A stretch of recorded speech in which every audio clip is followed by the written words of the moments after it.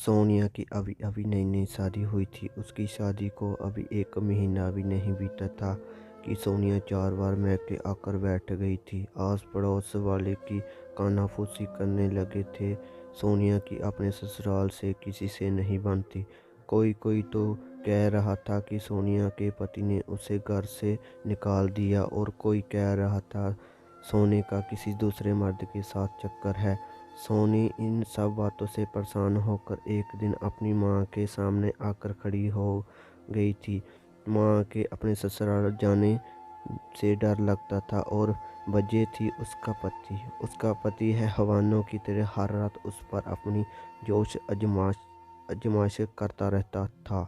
क्योंकि सोनिया अभी 22 साल की थी और उसका पति 35 साल का, इसलिए पति की हर रात उसके साथ ही जाने वाली हरकत उससे बर्दाश्त ना होती थी।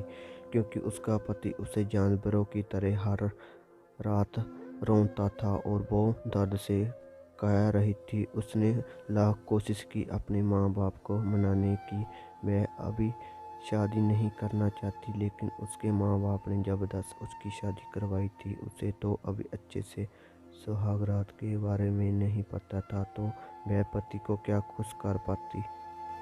इसी वजह से आज सोनिया चौथी बार मैके आई तो घर वाले चिंता में थे। लेकिन सोनिया ने कहा कि वह सिर्फ अपनी माँ से बात करेगी। मैंने पूछा, क्या हुआ, सब ठीक तो है ना? नहीं, वहाँ कुछ ठीक नहीं है। क्यों, क्या हुआ?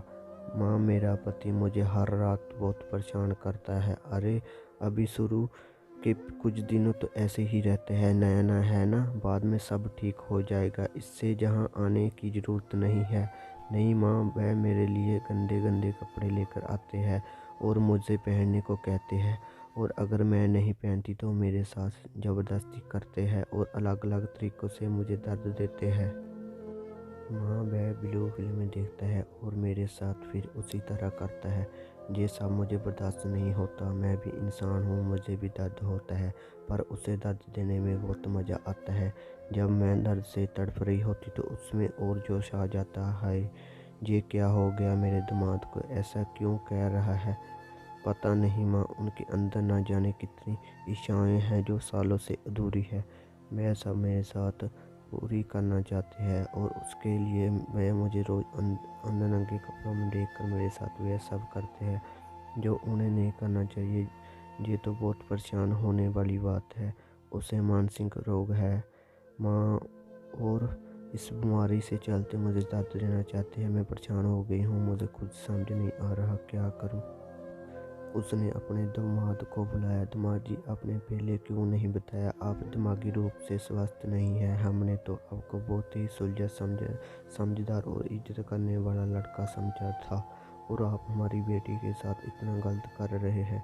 दामाद ने पूछा, क्यों हुआ मम्मी जी, आप ऐसे क्यों बोल रही? हमने तो आपको कोई धोखा नहीं दिया। शायद आपको किसी ने कान भरे हैं, और किसी ने नहीं। मेरी बेटी ने ही मुझे बताया कि तू हर रात पागलों की तरह उसे अपने नीचे रोकता है। ये सब सुनकर सब पक्का जाता है। उसके माथे पर पसीना निकल आया और उसका चेहरा फीका पड़ गया। मतलब मम्मी जी, कुछ मतलब तुम अच्छी तरह समझते हो, और मैं भी, अगर तुमने ये सब बंद नहीं किया, क्योंकि ये सोनिया के लिए ठीक नहीं है। अगर कुछ गलत हो गया तो सोनिया का बचना मुश्किल हो जाएगा, और तुम्हारा भी। वह अभी इतनी समझदार नहीं है, और ना ही उसका शरीर ये सब झेल सकता है।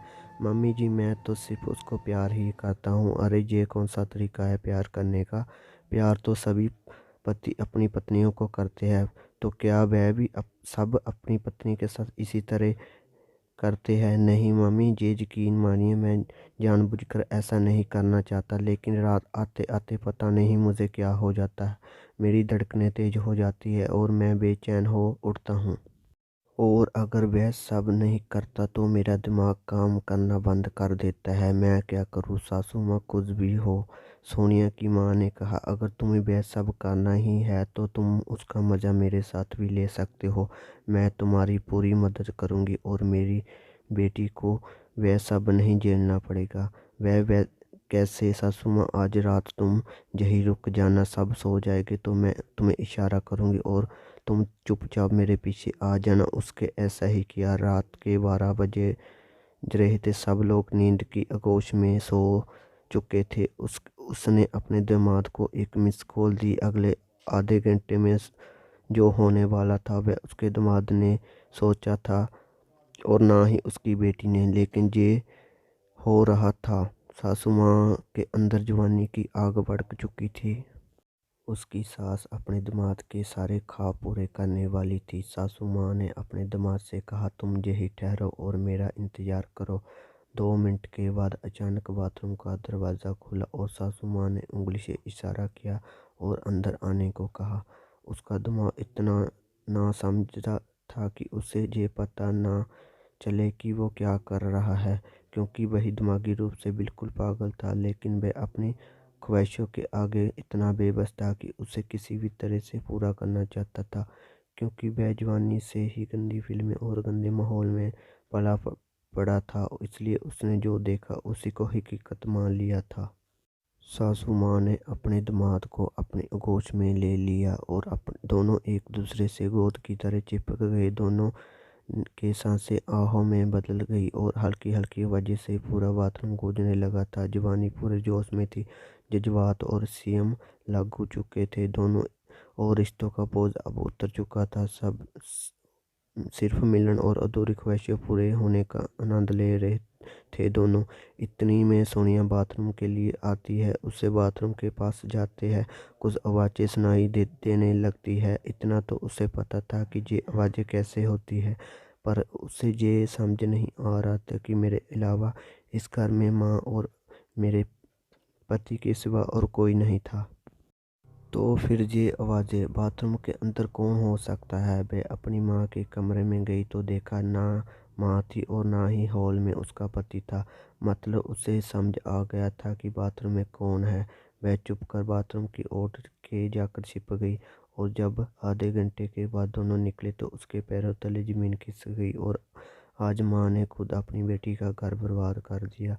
उसे अपनी माँ पर धिक्कार हो रहा था। वह अपने पति को कुछ नहीं बोली, क्योंकि वह तो वैसे ही दिमागी रूप से पागल था, लेकिन उसकी माँ तो समझदार थी। उसे नहीं पता था कि उसकी माँ उसके साथ ऐसा करेगी। उसने किसी से कुछ नहीं कहा और सुबह होते ही अपनी माँ के जागने से पहले उस घर को छोड़कर जा चुकी थी।